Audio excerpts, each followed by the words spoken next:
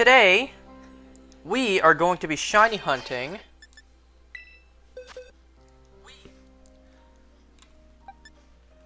Get to the right box, that would help. Today we are going to be shiny hunting for Alolan Raichu. I have mine here. This one is from the Ultra Sun and Moon games. Because the only way to get shiny Alolan Raichu is 3 methods. You hunt it in the Sun and Moon games, you get it from Dynamax Adventures, or you trade for it in Let's Go and reset if it's not shiny. So this is significant because you can actually hunt it in this game. You normally cannot outside of this event. So that is why we are going to shiny hunt for it. I have myself a Gallade here. This is the Gallade I made when, you know, that month-long hunt for Regidrago. And I decided to dual hunt it, so I had to play through a whole game and create a whole new team. And then it shined immediately. So now I have another level 100 Gallade ready. Alright, without further ado, let's do this. Let us shiny hunt for Alolan Raichu right here. Good enough. Now, I want to see how many shinies I can get in 1 hour. 2 sandwiches. Because yesterday, in my Violet game, I did 1 sandwich and I got 7 shinies. Technically 6, and then I got another one after the sandwich ended. So I want to see with 2 sandwiches, how many can I get? Is this place far back enough for a picnic?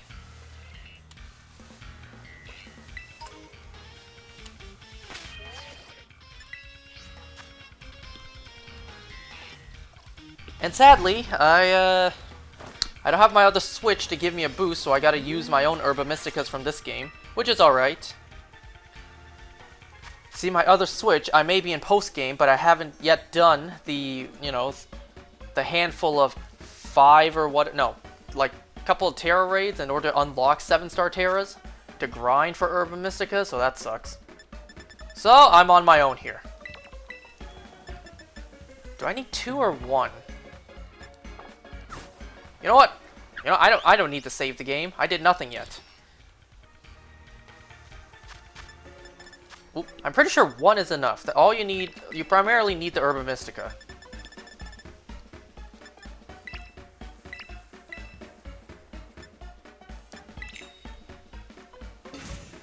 God, I hope this is right, because if not, then I'm restarting.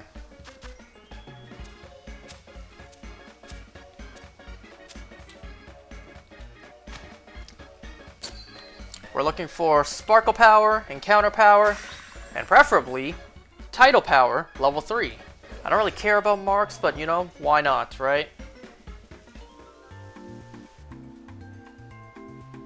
Getting a shiny rare mark would be cool. I only have 1, being an Alolan Grimer, of all things. Just looks like a regular Grimer.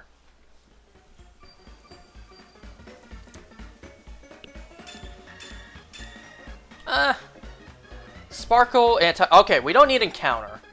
It's fine. We don't need Encounter. It's a mass outbreak, so it's fine.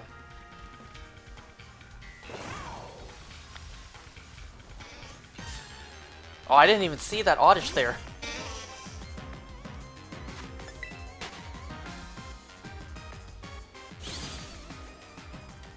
Alright, now we just need to do the usual and knock out 60. Where are the rest of the Raichus at? I think they're on top of here. Are you kidding me?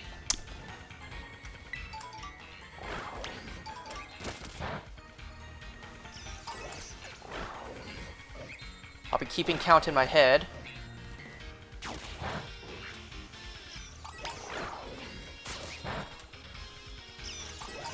So I got 2 things I want to talk about today, or rather 2 movies I want to talk about, because I watched 2 different movies recently.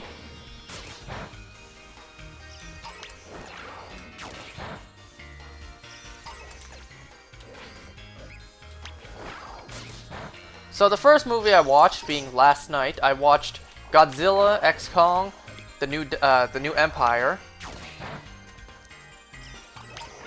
And then earlier today, I've watched Justice League Crisis on Infinite Earths Part 3, because that came out literally last night as well. And I already lost count. I think I'm on 12. So that'd be 13.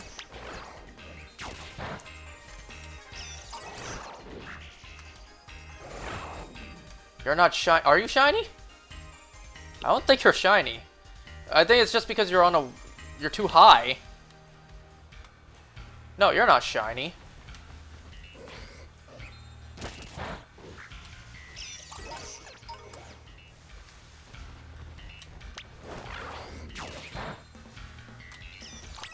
Okay, so let me talk about Godzilla X Kong, the new Empire real quick. First of all, I don't know why this movie is titled Godzilla X Kong, because Godzilla was barely in this film. This was primarily a This was primarily a Kong film with cameos from Godzilla every now and then. Like, Godzilla honestly was barely in this film. Like, he really didn't even need to be in the title. And I completely lost count of how many I'm at.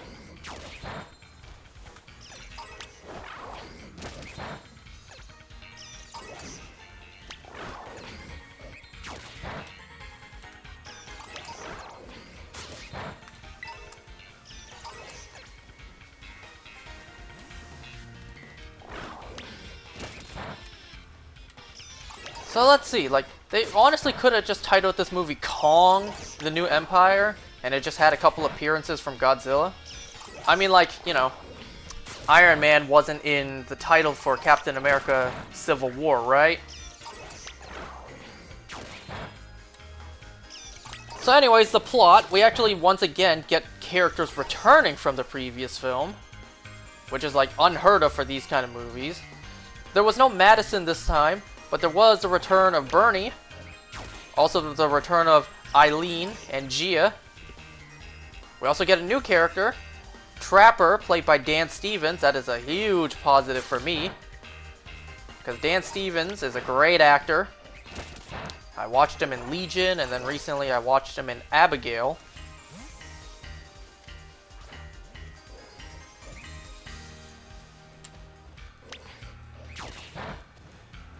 Alright, so let's see. There was this plot at the beginning of the film, which I guess kind of was unnecessary.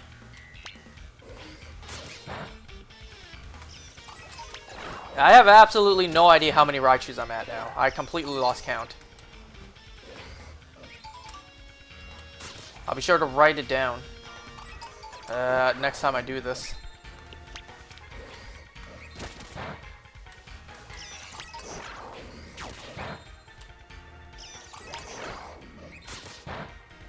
So there was this almost unnecessary plot line with Kong having like a toothache. So then, you know, Kong has to get that tooth fixed. Kong is now living in Hollow Earth while Godzilla is still on the surface fighting other Titans. And, you know, they basically have an unspoken agreement. You ever invade my turf, we will fight. So Kong stays in Hollow Earth, Godzilla stays on the surface.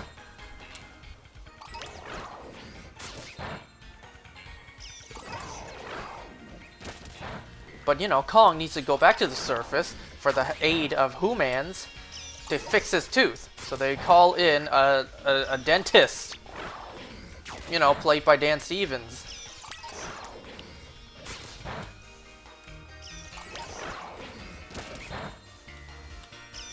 So they fix Kong's tooth. Blah blah blah, they have to go down into Hollow Earth. There's a distress signal, blah blah blah. It's like all the human plot lines were really just like to fill in time for the movie. Because a fully CGI movie with these Titans would be too expensive, so they need to hire some actual living, breathing creatures to, you know, fill in time. And not just big CGI renders. So we need some actual humans to act in the film.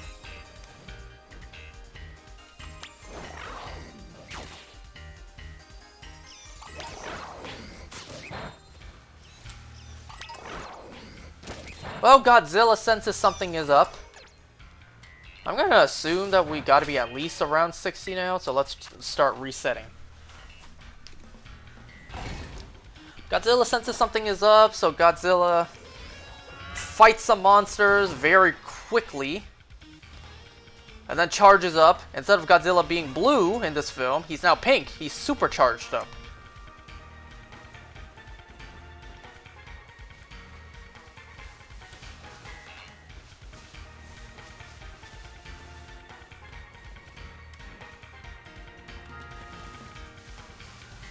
This is honestly not a great spot for Raichu, because they can spawn up and down.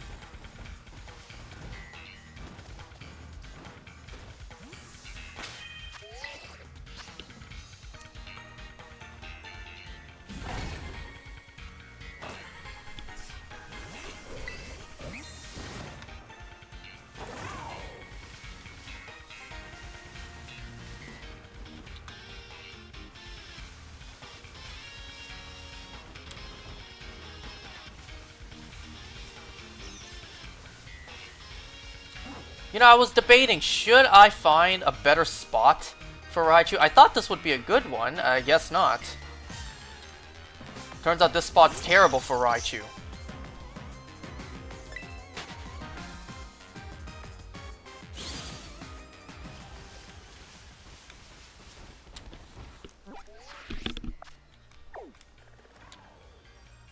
That spot doesn't look much better anyways.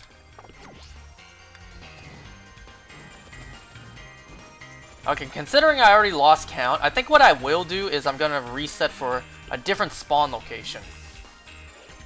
But first, I want to double check. If I added 2 yellow bell peppers instead of 1, would that give me a better sandwich?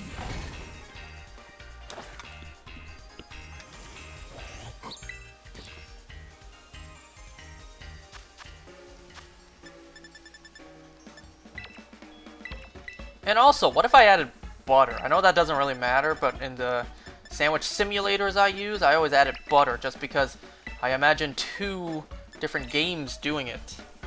So one game had to do something while the other game used all Herba Mysticas.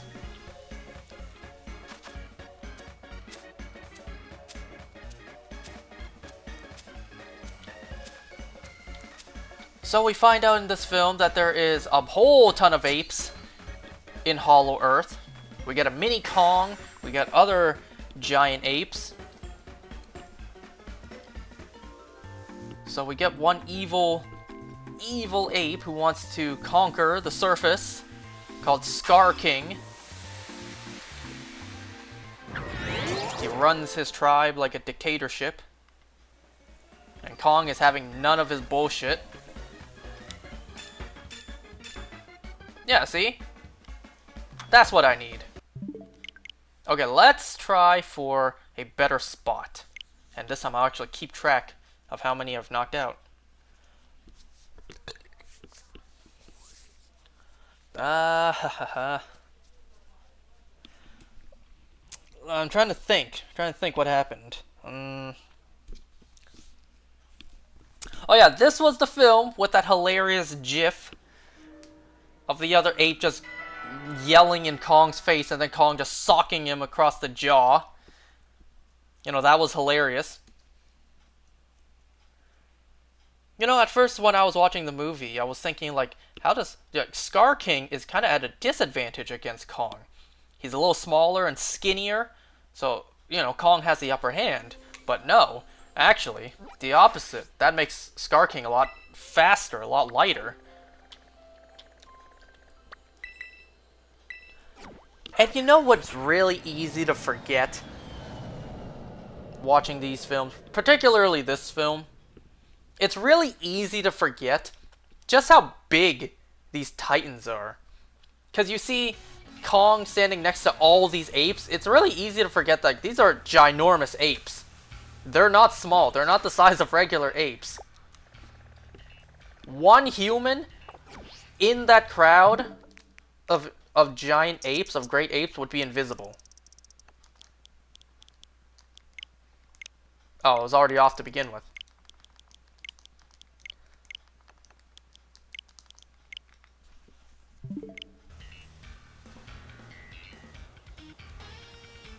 Okay, guess I gotta do it again. That's annoying.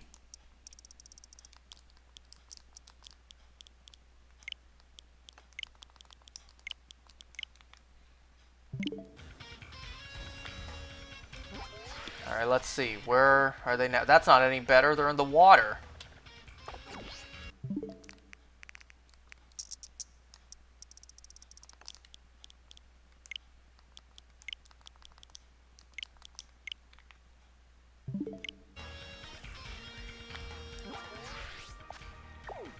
Okay, much better. I can work with that.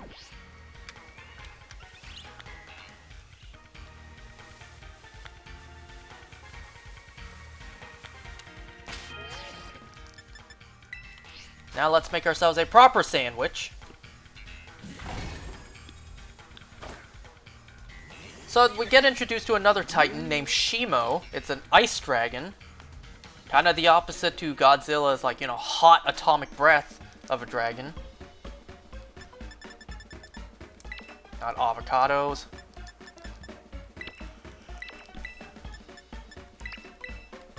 Whoop, forgot the most important ingredients.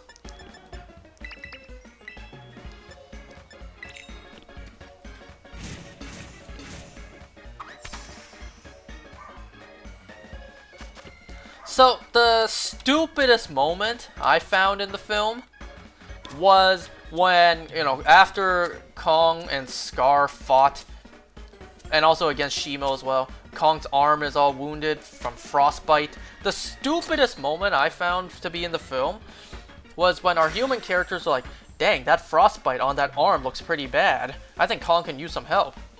Hey, what about that thing? What thing? You know, the thing that we've been working on. You don't mean that thing? Yes, I mean that. Let's go get it. So they give Kong a glove, a power glove, to help increase his attacks. And their explanation was, so they were working on bio whatever to make Titans even stronger. Why the hell you would want to do that? I don't know. Especially after Mechagodzilla.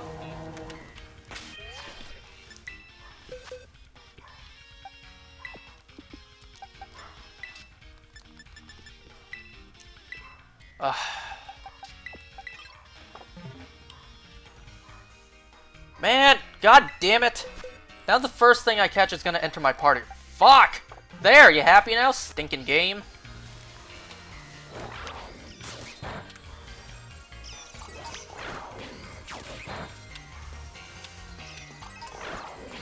Oh, I need to be writing this down. I think that was 4.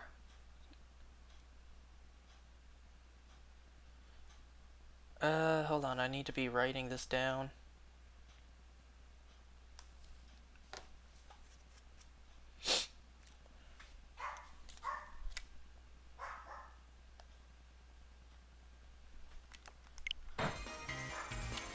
So yeah, they had this plan, this initiative or whatever, to build bio-augmentations to help improve Titans, like increase their attacks. Why the hell they would do that, I don't know. But then it was actually shut down by the government, but not until they made their prototype into an actual product. And then conveniently they already had it shipped down into Hollow Earth. And it's also very convenient, it is right next to where Kong passed out from his injuries. And so much conveniences. Because that Power Glove also came with a heal for frostbite. It had this super serum, this drug, to help Kong feel better from his frostbite, already built in. Wow, they had some incredible foresight to predict that one day Kong will have his arm completely injured from frostbite, so they prematurely built in a cure for frostbite. And I find it even more convenient too, like, you know, they just happen to have made it, the one prototype that they made, it just happens to be the correct arm that Kong would have gotten injured on. Because Kong got it on his right arm. God forbid his left arm was injured and they gave him a right glove. But then again, this is just me making excuses for the film, you know? Since that thing was kind of like, almost kind of nanotech-like, not really, but it was forming as it happened around his arm. So I imagine it could probably form for either one. That's just me making excuses for the film, though.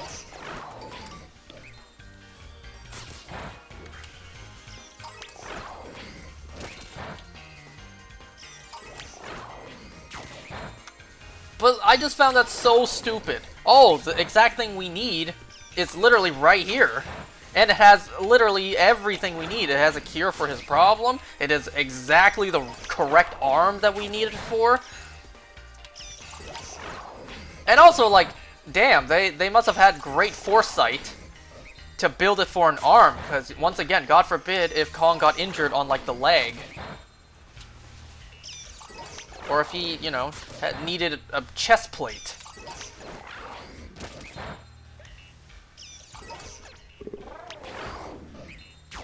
Okay, I think that just now is 30 Raichus. I could be wrong, though.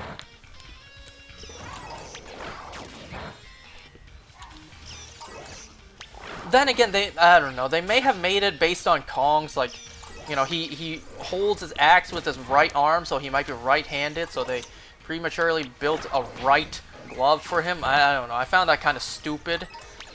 How they had exactly what they needed, right where they needed it. And it had everything to solve the problem. It was cool, don't get me wrong, but like, it was so stupid.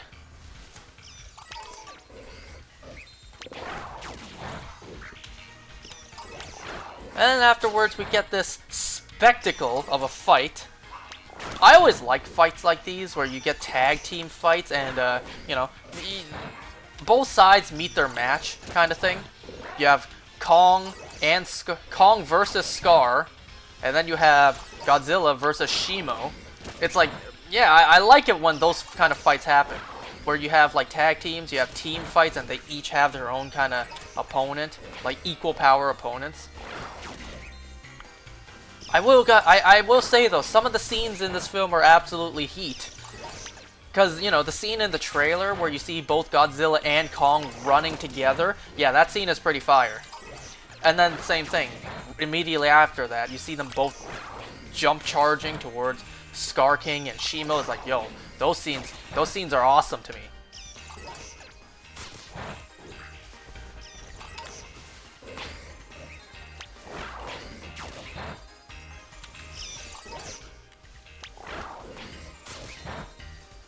I am a bit sad though that we didn't really see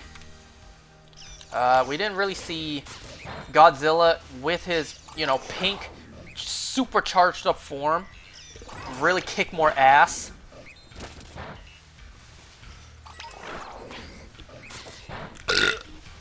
The final fight at the end, while they were all fighting on the surface, yeah, Godzilla launched, or rather fired his atomic breath at Scar King, and, well, missed, because, you know, obviously Scar King would dodge the attack. And, well, we didn't really see much else.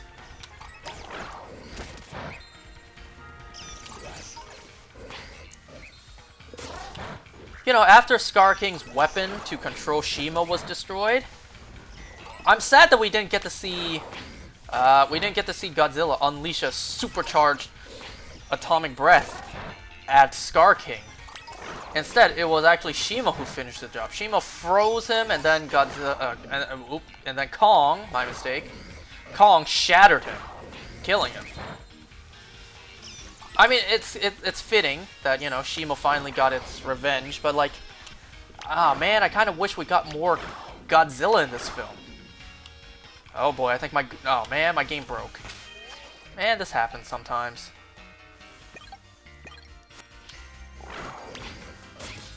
From what I counted, we're past 60 now anyways. Man, these shadows are gonna be the death of me. Wait, no, this stinking guy is too close.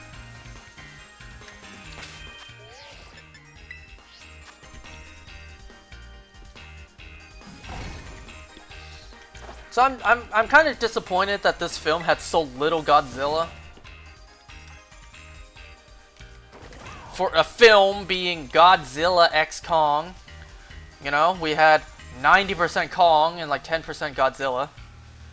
We really needed more Godzilla in this film. Visuals were pretty good. Visuals were great. Human storylines are always hit or miss.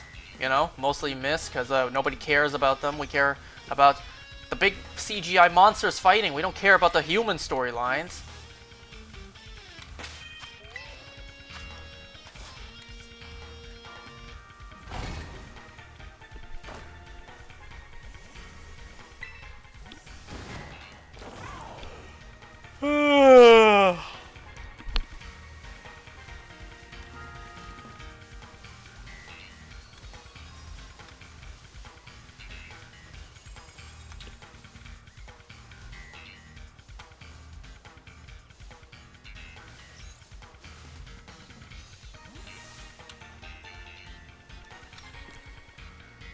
I gotta really look at the ones in the back as well.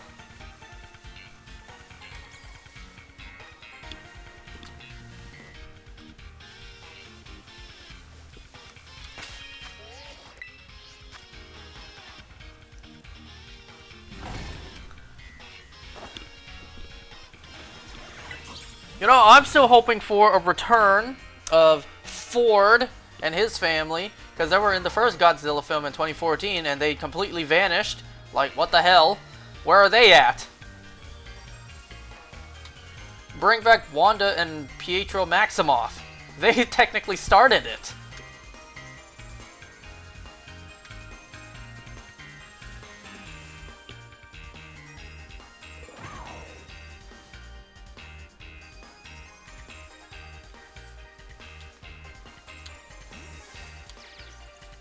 The ones far back are really hard to see. I can't tell if it's the lighting or if they're actually a little bit darker. It's the lighting.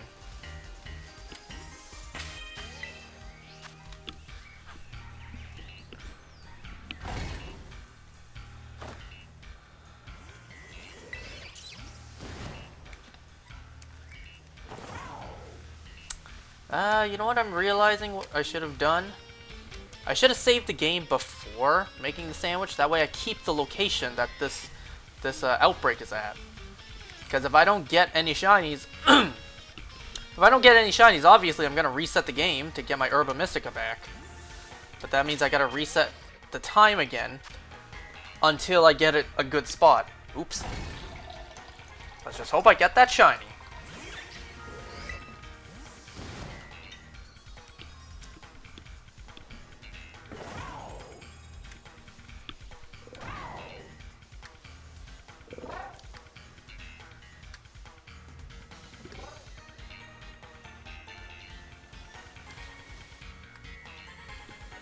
Why are they all spawning over there?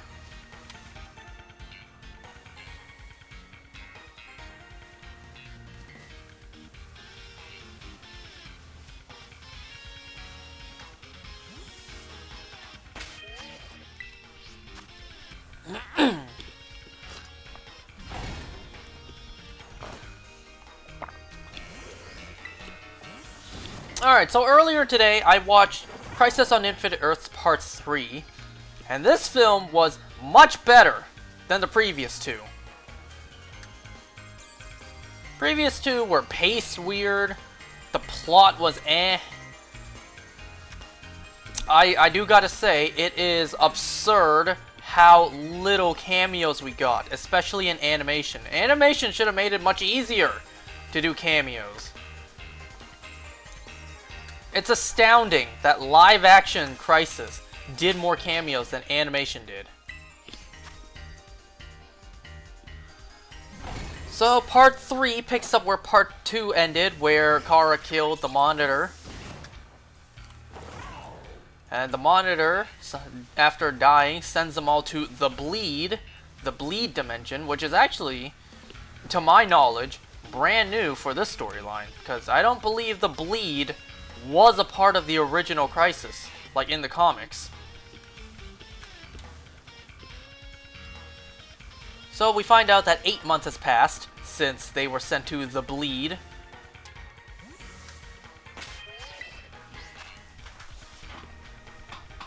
So they found Wonder Woman, who somehow ended up in the bleed.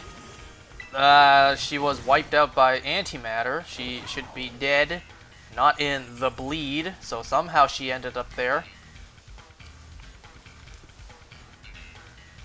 So we get this opening sequence of them fighting dinosaurs. You know, just to show that the bleed is unstable. Laws of physics doesn't apply. Time gets warped around.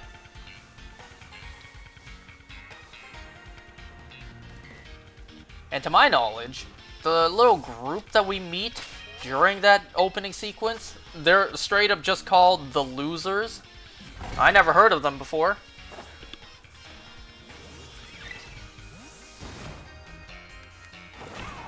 So they're in the bleed.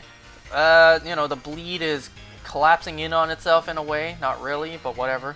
Like, all life on the remaining Earths that were sent to the bleed will soon die if they don't do something. So Lex Luthor has a plan. He's actually going to make a deal with the Anti-Monitor. He actually is the one who reached out, communicated with the Anti-Monitor, and sold them out. Actually told the Anti-Monitor where they were hiding. So the Anti-Monitor opened little tears into the bleed and sends an antimatter wave to destroy one Earth at a time.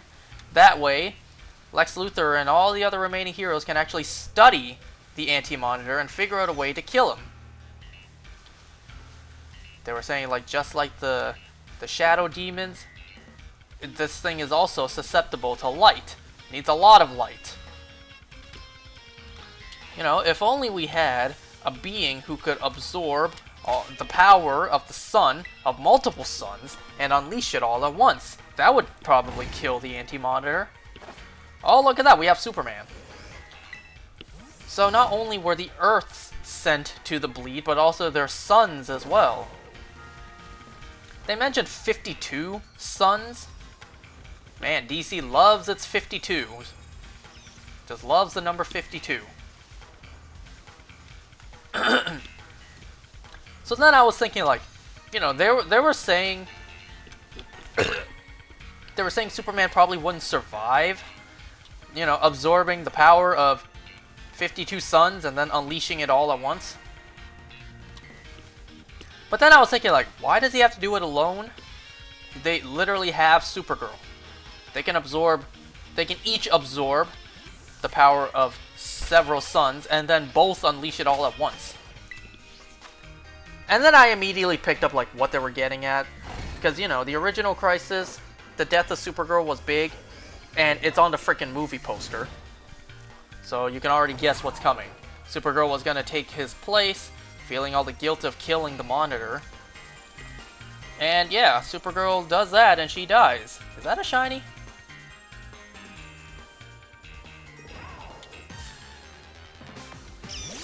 Yes, it is! That was a horrible shot.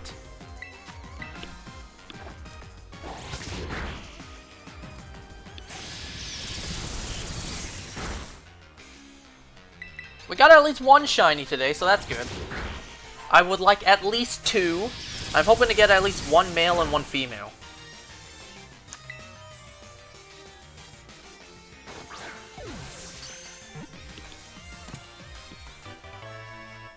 At least I brought a false swiper with me, right?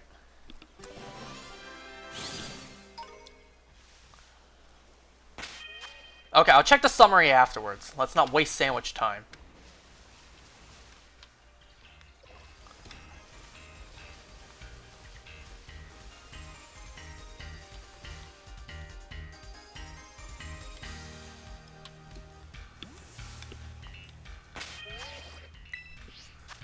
So yeah, Supergirl dies. We actually see her only charge up with one sun, not 52.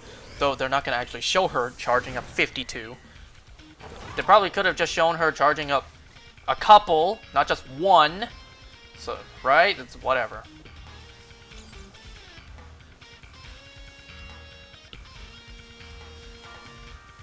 So Supergirl dies, but Well, it's not the end, because there was also a second plot line with Constantine, and this is something I've been wanting to see for quite a long time. Is that another one, or is that just the lighting? I think that's, yeah, that's just the lighting.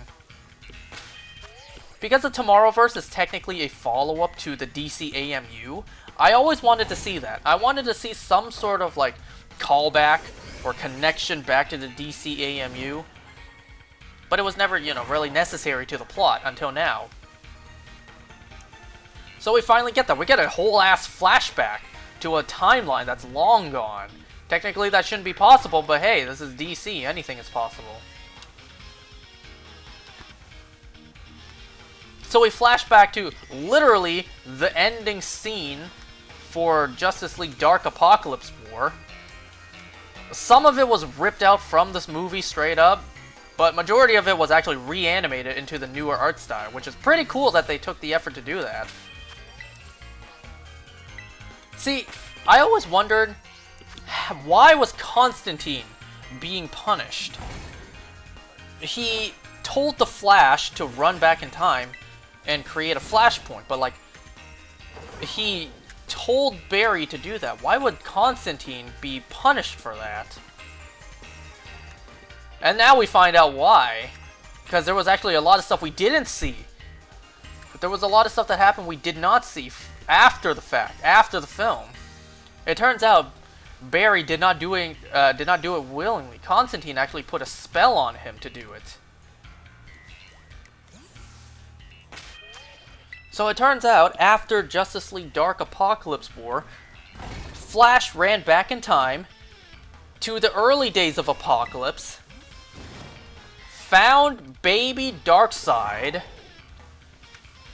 and, you know, let me just say, when it comes to, like, you know, time travel, this is the reason. This right here is the reason. You do not just find baby Thanos and just, you know? So yeah, Darkseid is completely taken out as a baby. So there is no Darkseid. And it turns out Darkseid is such a big force that he is actually a fixed point. So taking out Darkseid at such a young age really screws up the timeline. So that's why Constantine was punished. It wasn't just because he planted the idea of another flashpoint into the Flash's mind. No, because he actually put a spell making the Flash do it.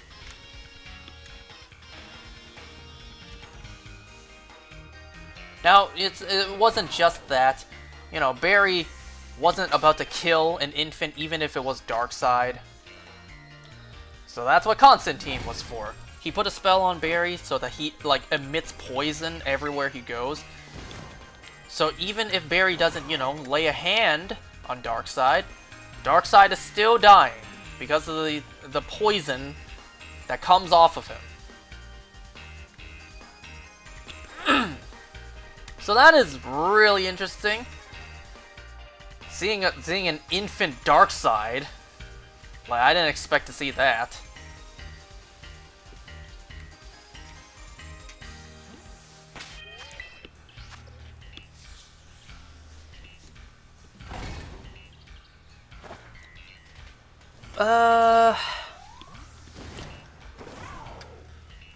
Okay, so some of the cameos we got in this film.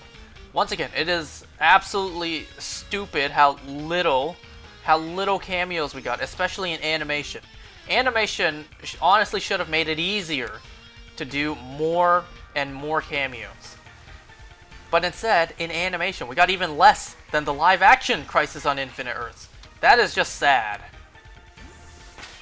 So the cameos we did get, aside from, you know, Terry McGinnis's Batman Beyond, we got the classic Justice League. I forget which Earth they were from. You know, we got the classic Super Friends. Actually, yeah, they weren't even called Justice League back then. They were called the Super Friends. They even had the Tornado Twins in the background. Wait, were they? No, were they Tornado Twins? Or am I thinking of someone else?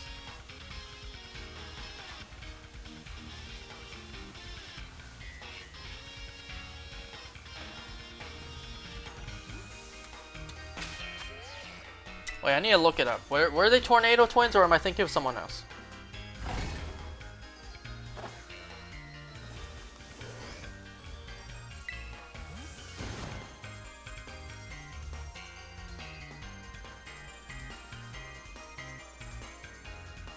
Wonder Twins! That's it, not Tornado Twins. Wonder Twins. Yeah, I even had the Wonder Twins in the background. No, Tornado Twins is the Flash's kids. My bad. So yeah, I even had the Wonder Twins in the background. And then we got a very special cameo. We got a cameo from the Batman animated series, along with that Earth's Joker. To my understanding, this was indeed Kevin Conroy and Mark Hamill. Rest in peace to Kevin Conroy. I believe this may have been one of, if not his last ever projects with Batman, which is very, very... It's very sad indeed. But like, you know, at least we got this last little piece from him. And then we also see other characters from that same universe. We saw Green Lantern, we saw Hawkgirl, we saw the back of their Wonder Woman, and I think Superman as well. And I think that was Earth... Man, I forget. I think... Was it Earth 12? I think they were Earth 12, and I think the Super Friends were Earth 508. I could be wrong about that. But this cameo in particular, or rather lack thereof, I did pick up on. The moment they said, Earth 2003, I'm like, wait a second. I think I know which Earth they're about to go to.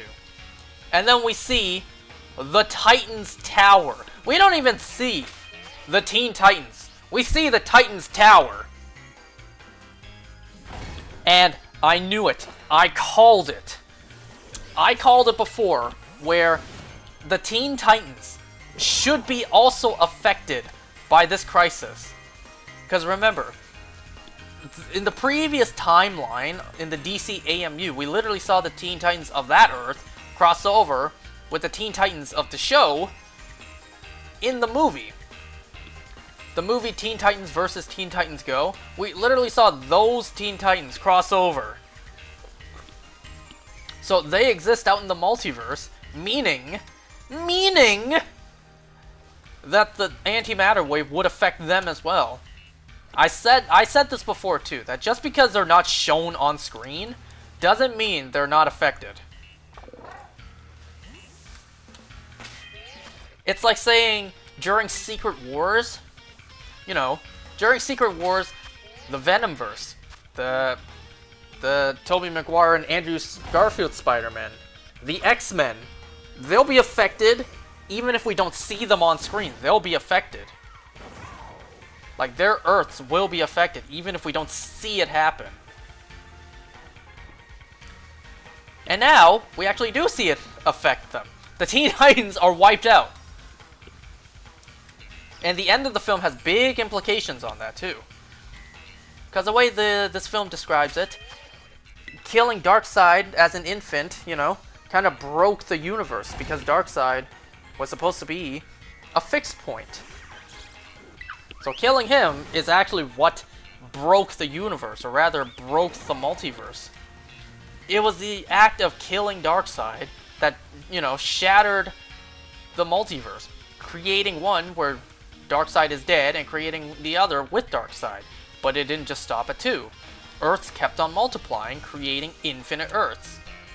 And the universe isn't built for infinite Earths. So the Anti-Monitor, as kind of like an antibody, is getting rid of exactly what the film says, a cancer. The infinite Earths are cancer that are growing. And the Anti-Monitor's job is to get rid of them before there's too many infinite Earths and the universe basically implodes on itself. And now that's a twist I didn't see coming. Because that is not at all, like to my understanding, not at all the way the story played out in the comics. Is that another one? Is that... Why, yes, I do believe it is.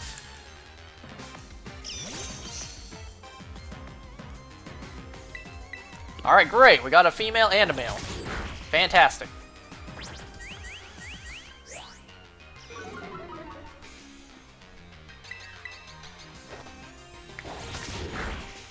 Now, see, this is where continuity has a pretty big error.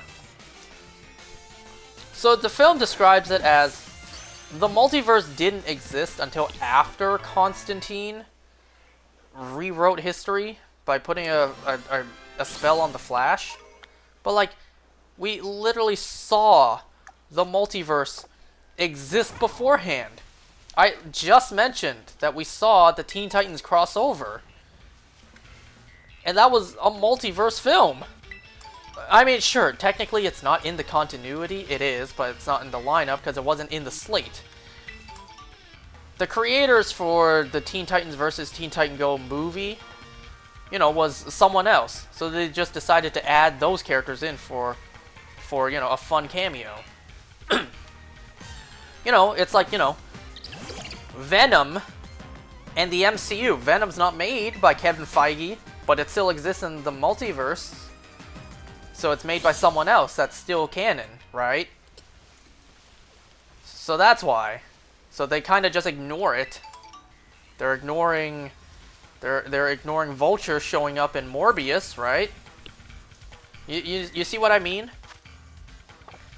But the implications of the multiverse didn't exist until Darkseid was killed. Yeah, that's just straight up false. Oh, wait a second. The entire Raichu's gone. Oh. The outbreak itself ran out of Raichus.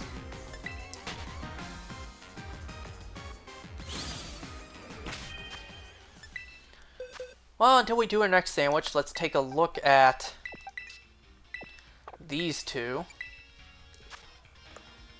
Okay, we got a mark. Calmness mark. Ooh, we got another mark. Uncommon. Okay. I don't know why it's called uncommon when it is the most common mark out there. Like, wouldn't the rare mark make more sense being called the uncommon mark? Whatever. Or wouldn't it just make more sense being called straight up the the common mark instead of the uncommon mark? You know?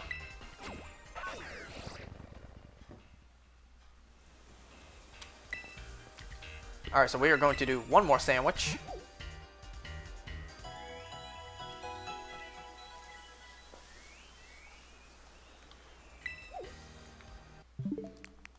What I'm first going to do is I'm going to set the game onto the right time. Save.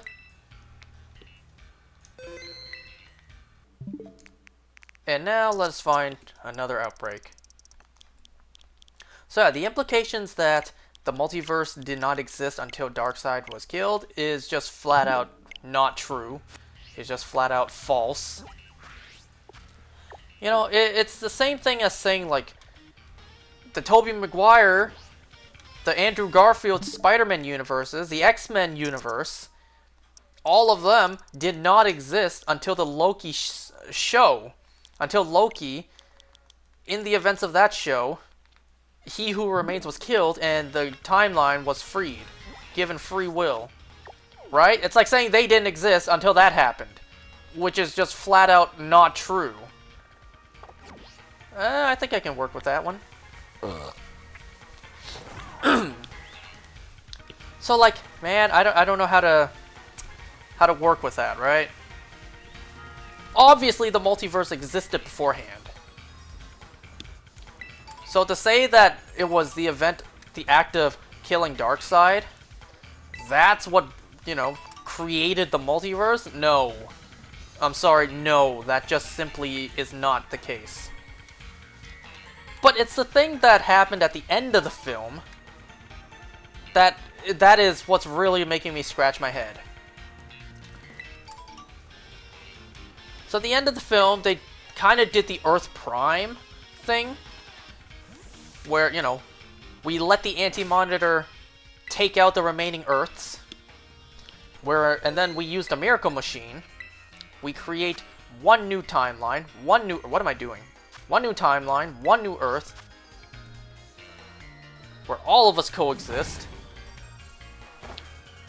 where there were multiple versions of us before. We will merge into one prime version.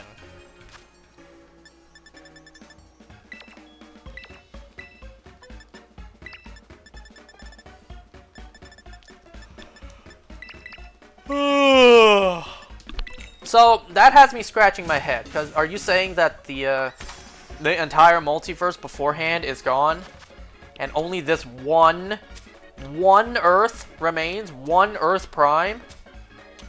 So you're telling me that the Teen Titans are dead. The Batman the Animated Series universe is dead. Like, they're gone. They're done. They're erased from existence, and only one Earth exists now. But that just can't be true. Because I think Teen Titans Go is still continuing. And I don't think fans would be satisfied with that, right? To learn that in this film, the entire universe that is Batman the Animated Series, yeah, that's dead. All those characters are dead. It's like, you see what I mean? One Earth, one timeline. The entire multiverse before is gone. It's like, it's kind of, that doesn't sit right with me. You're telling me the Teen Titans are dead. Batman the Animated Series, that whole universe is dead. Oop, hold on. I need to start counting these again. Like, it just doesn't feel right to me.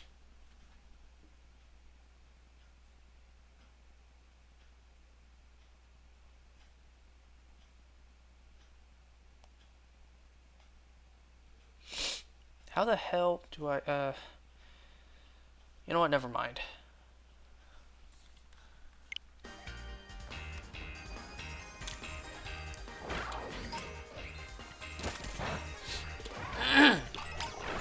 And obviously with this film, it is the end of the Tomorrowverse. The Tomorrowverse was structured really weirdly. Matter of fact, it basically had no structure at all. It was just random storyline after random storyline.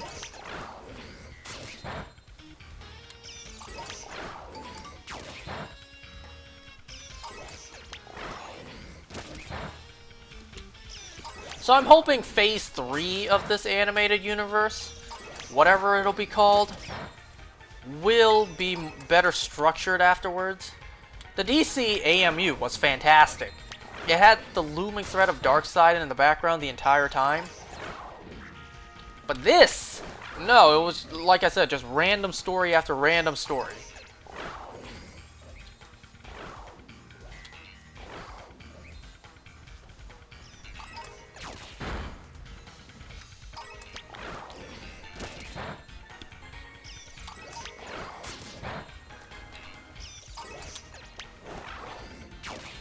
And it does seem like Constantine is dead after this.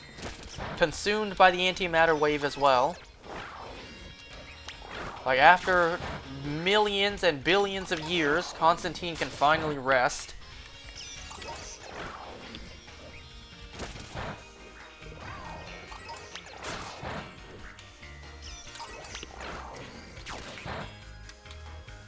Because, you know, Constantine didn't walk into the new Earth. He stayed on World, which got consumed by the antimatter.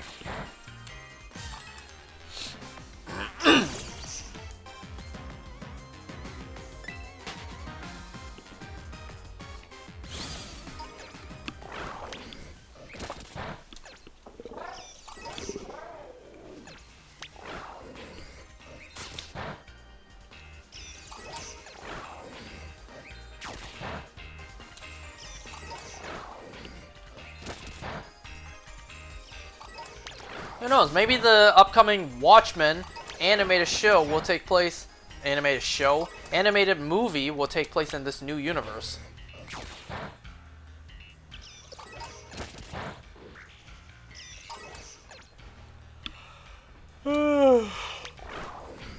I think just now that was 30. So that would be 31. 32.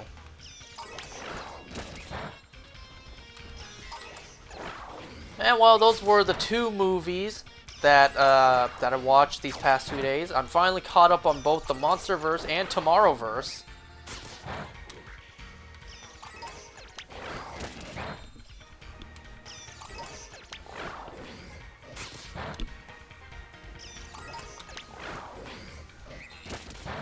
But yeah, I'm still disappointed that there was still so little cameos in this film.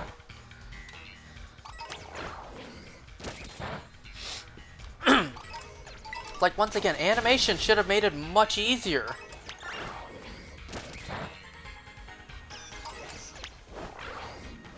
You would imagine live action would be much harder to do. They would have to, I don't know, contact the original creators or not. Well, I don't know. It's all owned by WB anyways. But you know, they would also have to, you know, get the actors back if they're even willing to. Create new suits. So you would imagine that animation is so much easier since, once again, Warner Brothers just owns all of it.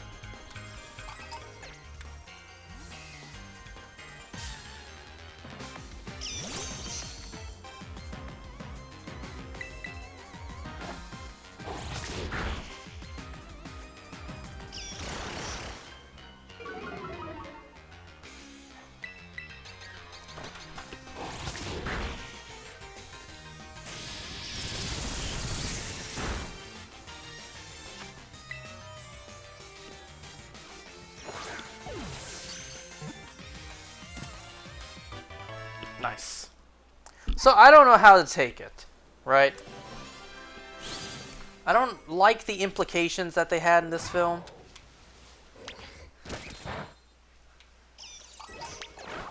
At least thankfully this was a good film, you know? Not like the ones beforehand were bad. They just were like really weird films.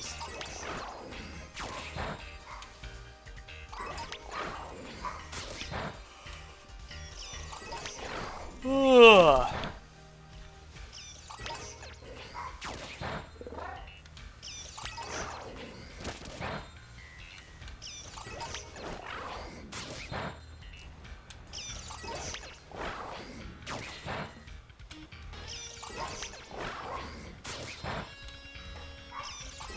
Okay, with that, we should be at 60, but I'm just gonna knock out a couple more just to be safe.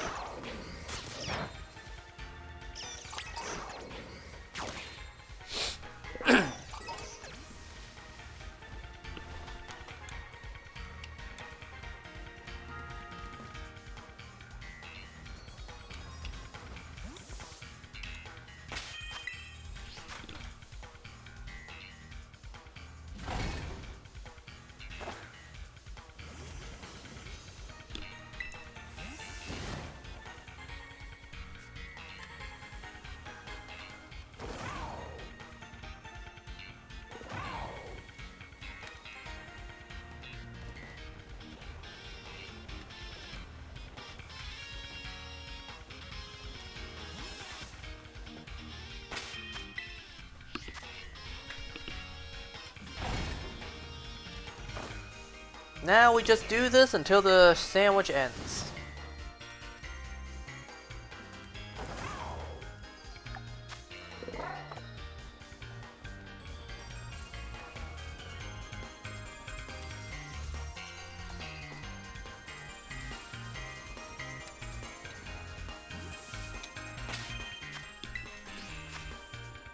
That is absolutely the best part of the whole song.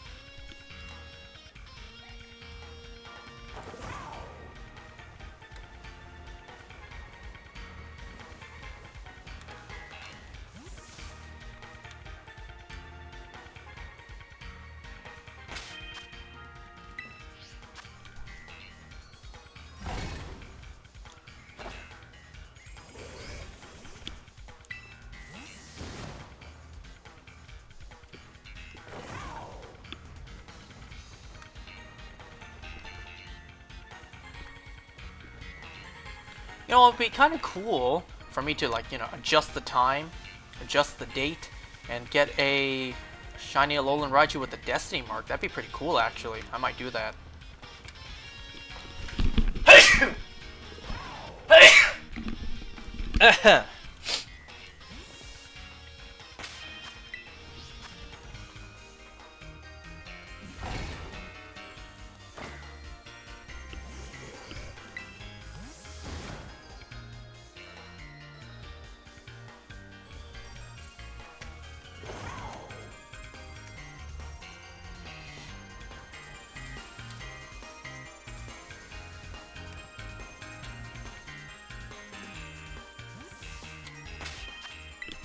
I love when that part of the song plays.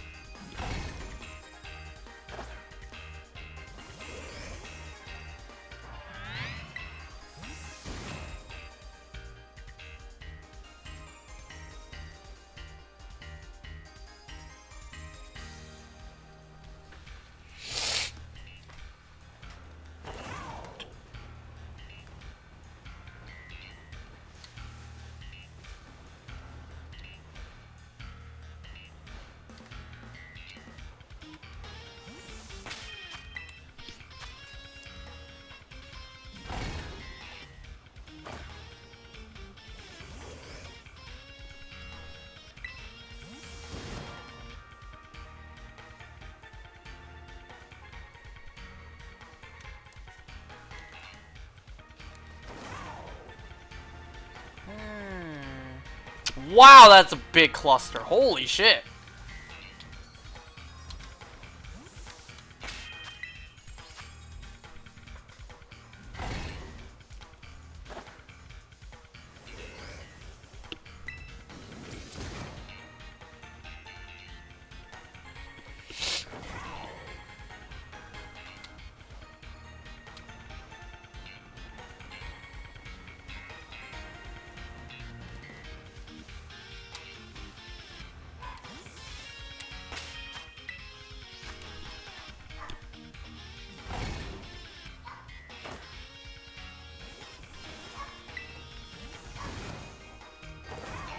Oh, the good part of the song is about to play again.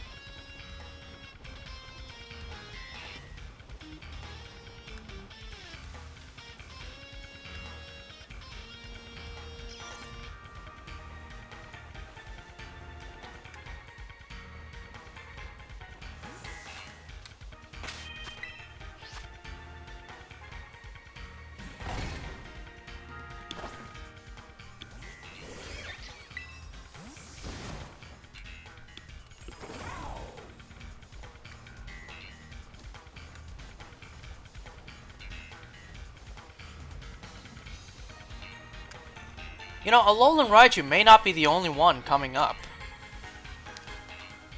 I hear that there's also going to be a Gumi and Hisuian Sliggoo.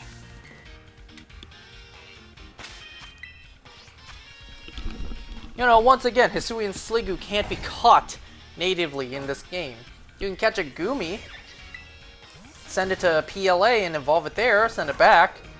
But to actually catch one native in this game? No, you cannot do that.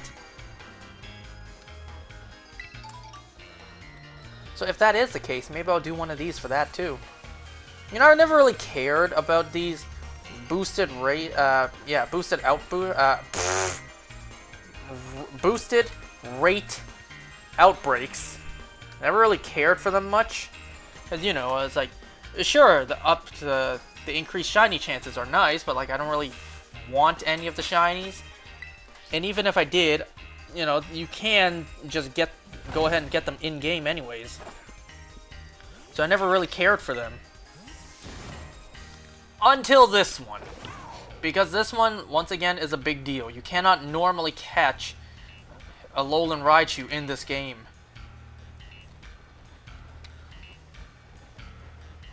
Before anyone says it, you know, the shiny gimme ghoul. I'm not going to actually do that here because, you know, it is a full odds hunt. So the chances of me getting one while on here, like genuinely searching for one, is absurdly unlikely.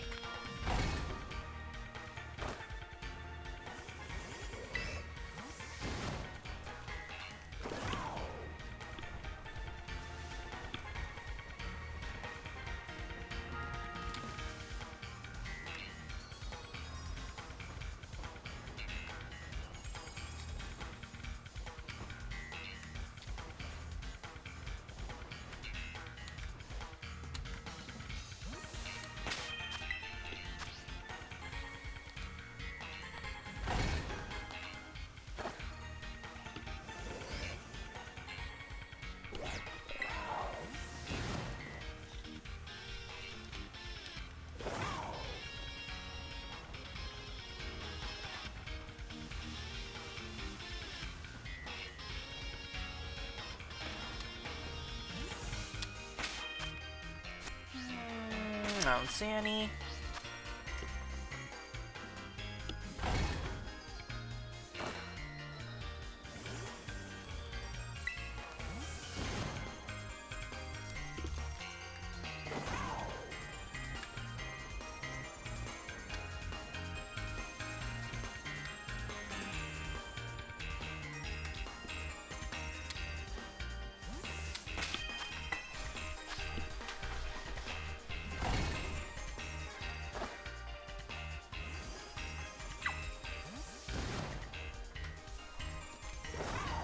Oh!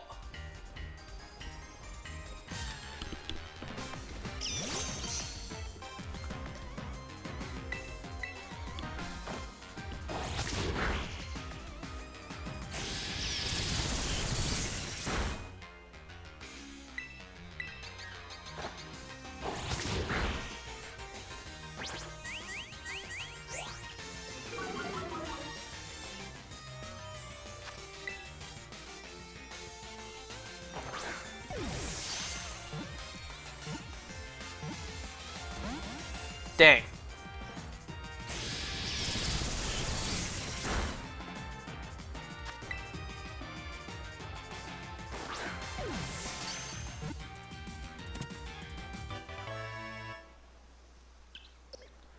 Alright, that's 2 shinies off of this sandwich.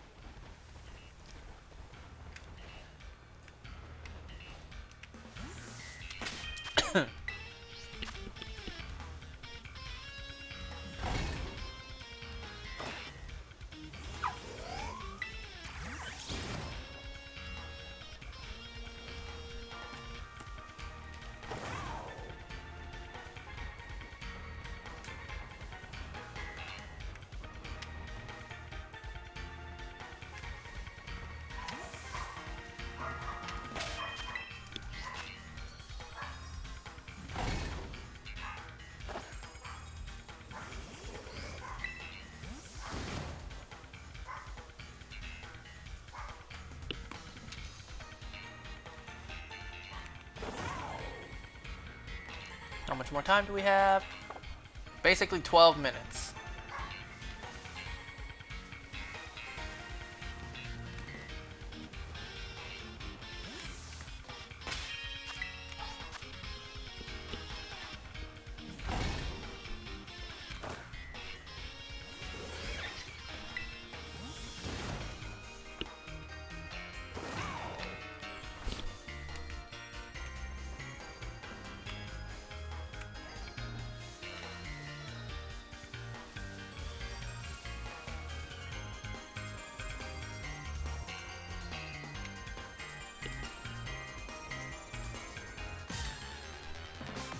Why, hello there!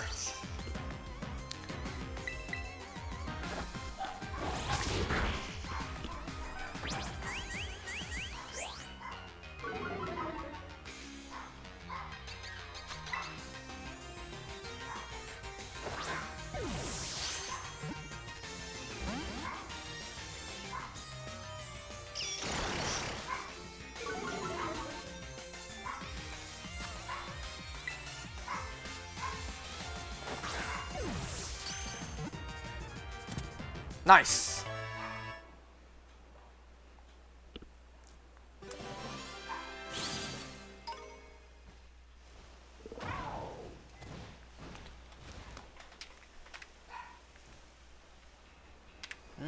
I don't think I see any more.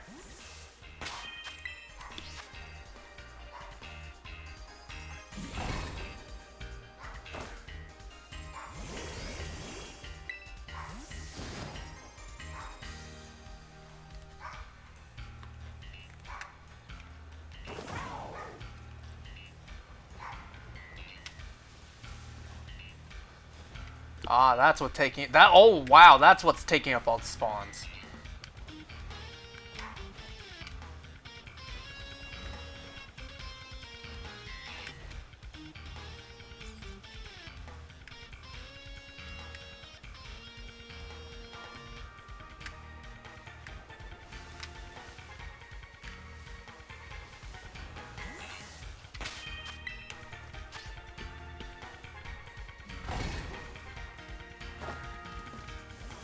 You know, I wonder if encounter power is even needed for this. Or could I go for something else? Is that even possible? What if I just got, like, electric? No. What if I just got Tidal? No, Sparkle, Tidal, and Jumbo. Something like that. I don't need encounter.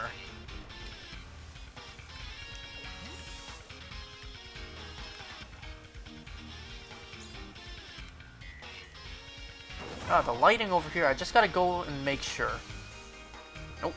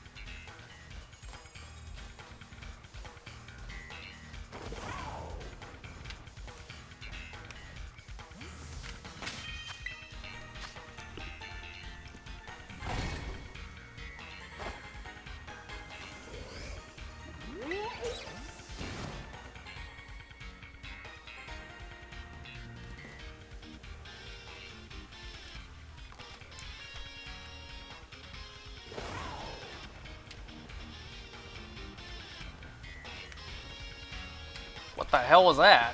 Oh, that's a person. I was like, that's way too far to be a darker looking Raichu.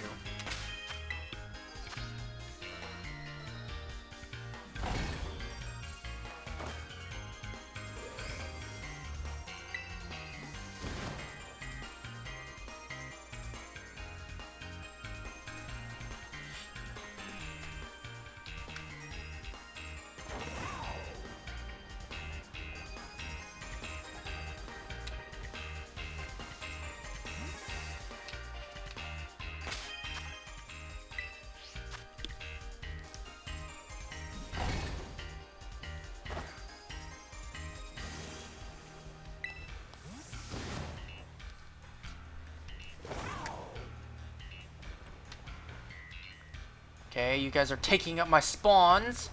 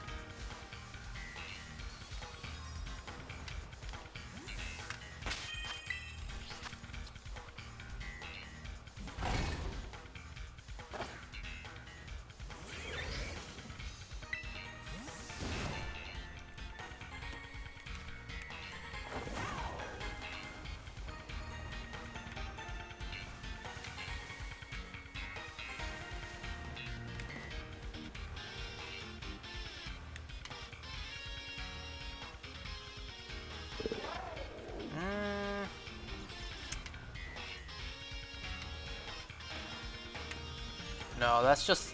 Oh my god, look at that lighting, man.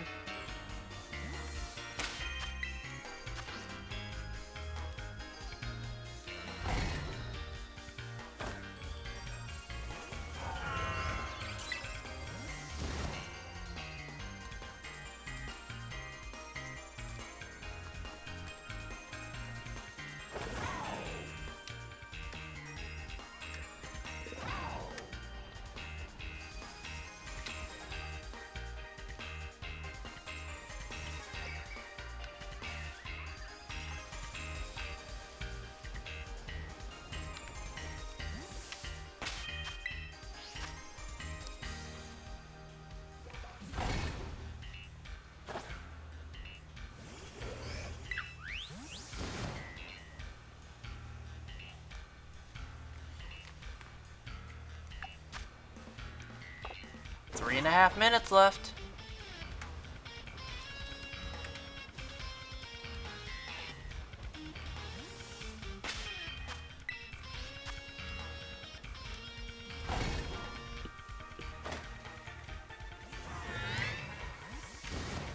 You know, now that I watched all these Godzilla movies, I now cannot unsee Baxcalibur being Godzilla.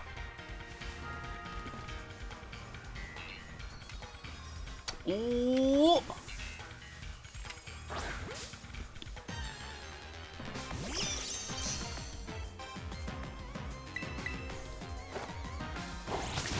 That's 4. That makes 4.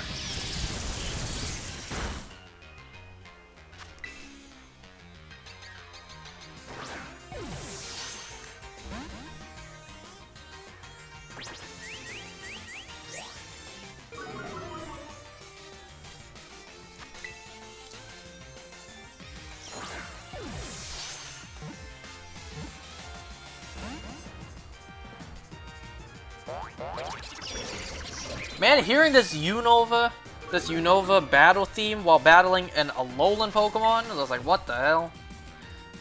It's like confusion. Confusion all around.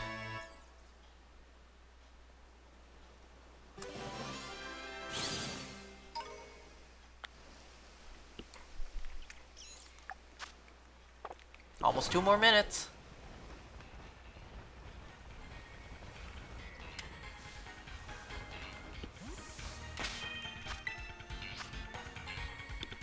Ugh.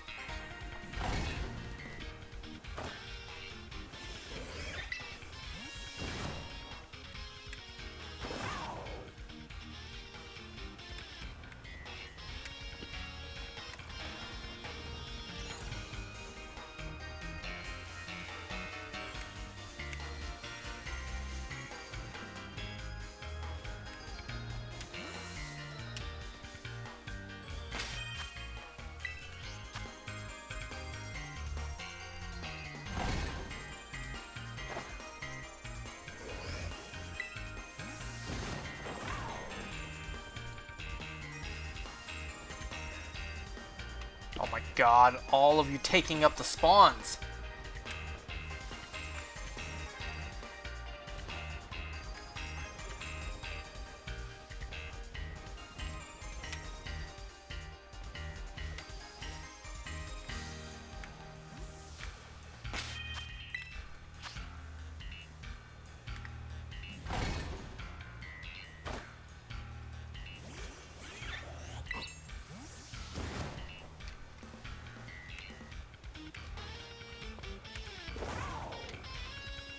Ooh, is that another one? Is that one more?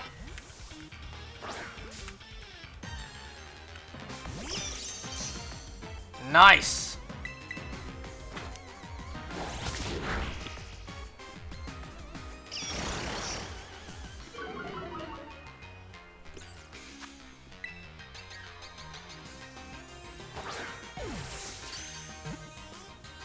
Sweet.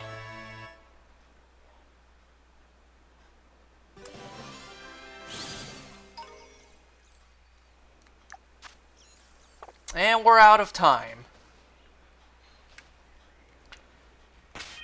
Well, just because we don't have the sandwich doesn't mean we can't, like, you know... Since there are, indeed, increased shiny odds.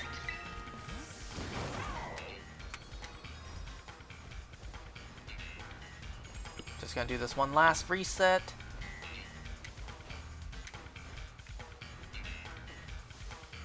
Okay, let's take a look at the Raichus we currently have.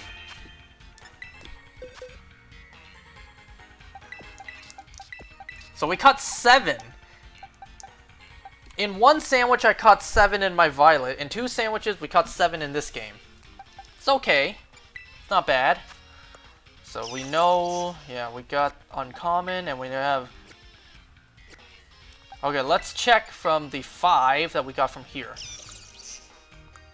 Another mark. Sleepy time.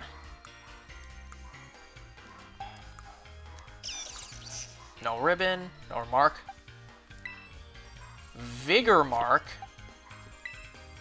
Smiley, cool. Okay, so I think 2 of these don't have marks.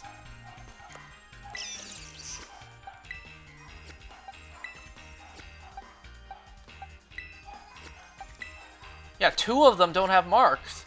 So that's pretty cool. Ah, what the hell? Let's do one more. No, not a whole sandwich. Like, one more picnic. No! No!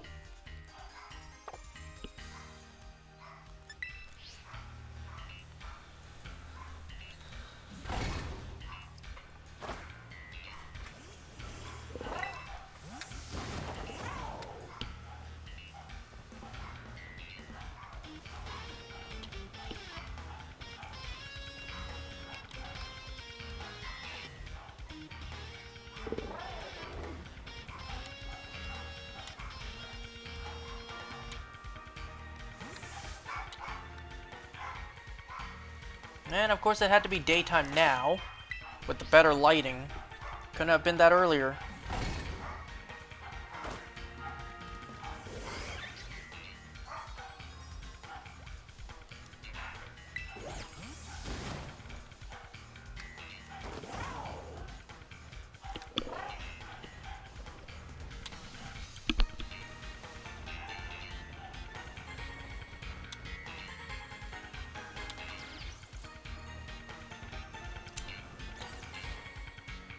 Alright, well, that's enough from me. 7 shiny Alolan Raichus is pretty good.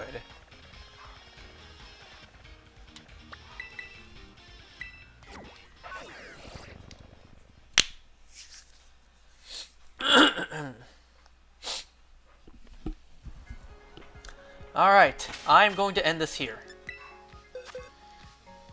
We got 7 shiny Alolan Raichus, 5 of which have marks. So, I'm pretty satisfied. So, I'm going to end this here. Thanks for watching, everybody. I'll see you next time.